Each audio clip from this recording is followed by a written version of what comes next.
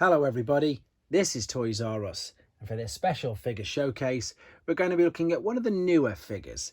This isn't brand new, but it's still new enough, and it came out under the Generations lines. And for people who don't know, if they're in these boxes, which I suppose look okay, they're what's known as Generation Select. So unless you've got the sticker on the side, which of course I'm going to show you in a second, you have no idea what the figure is. And you can probably read that there, but I'm going to make it much easier to understand now. We have Dinobot Red Swoop. I suppose the good thing about this is, you know, you're the only person to open it, and you know that as soon as because you've got to cut straight into it. Once that label is cut, it's very obvious that that label is cut. And as I've said, this is a little bit older than the normal newer figures. So this came out under the Power of the Primes range of figures. And what this is, I mean, that looks nice actually. That's really good. I like that. I like the fact we've got the fold out matrix bit up there.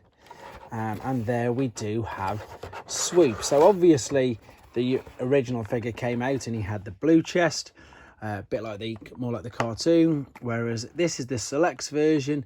So this is a bit more toy accurate, and that's the angle that they've gone with. So what I'm going to do, I'm going to, there's nothing more in there apart from some instructions. I'm going to get him out of his packaging, and then I'll come straight back with you. Okay then, so here he is out of his packaging. Let's have a quick look at the figure first. And there we go. We've got, I think this is really great detail, to be fair. I know there, literally there is hardly any difference at all between this and the standard version, apart from the fact that you've got the different decor in his chest. But I think it looks better, as crazy as it sounds. I know obviously that in the cartoon he had the blue chest, but I think for this particular figure, it just really suits him. So we've got full articulation in the ball and socket joint in the shoulder, movement at the bicep, movement at the wrist, because the hands are going to fold in there. So, full articulation and posability in the arms and shoulders. In the hips, we've got swiveling at the top, bending at the knees. The toes stroke feet can move up and down as well. So you've got 100% posability with this particular figure. The accessories that come with him is his sword, again very G1-esque. I will show you in a second. And then I suppose you've got this multi-functioning other attachment. So first and foremost, you can tell, if you don't already know, that can be a thumb. And if you fold out the rest of his fingers, if it comes, this is brand new, obviously you see me open it. So you've now got a choice of it being either a left or a right fist. It can also, if we fold these up this way and fold that way and fold this down, we can attach this to Swoop's arm here, and it can be like a shield. You can either have the fingers out or the fingers in. So it's functional with regards to that. I don't particularly like it being a shield, to be honest. I think it's a bit too big. That's just my opinion. I know some people like to display them with them on. Let's make sure he stands. And then you've got also a space here which you can carefully take off, and you can fit some of the Prime Masters inside as well. So it's a very functional thing, but the most important thing for it is if you were looking to obviously combine him to make Volcanicus, you're going to need that to make a fist. Let's have a quick look at the Generation 1 toy then. As I say, there is the Generation 1 toy.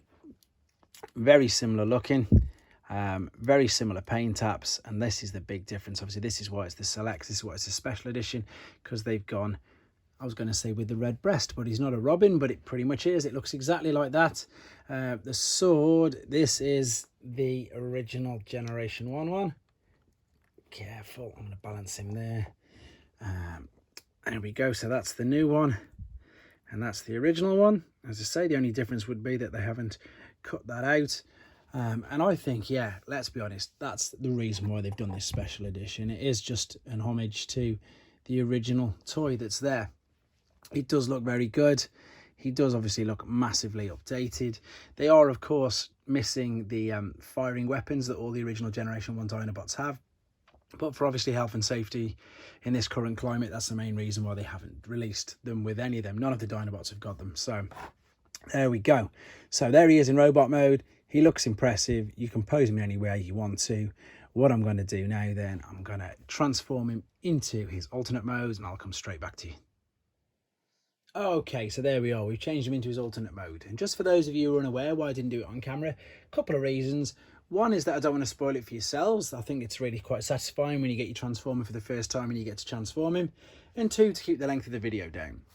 So with the instructions that were in the book, you know, it was really quite simple, to be honest. It didn't take too long at all. I'll show you pretty much some of the transformation, but I won't do it. You can see it was only 12 steps. If I pick up the alternate mode here, you can tell, as I say, that if we look there, the legs have just folded up onto the back and we've clicked the arms in. But again, I'll let you do that yourselves. So this is the one way of displaying the alternate mode.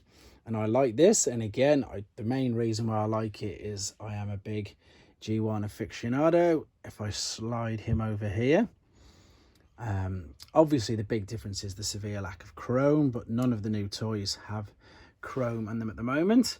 But it just, yeah, it looks good. I mean, look how much that looks like it. It really does. One thing I want to show you quickly before we go back to the robot mode is this is one particular way of displaying him in his alternate mode, that you can actually turn the head up like so. So if you wanted to, you know, you could still display him like this.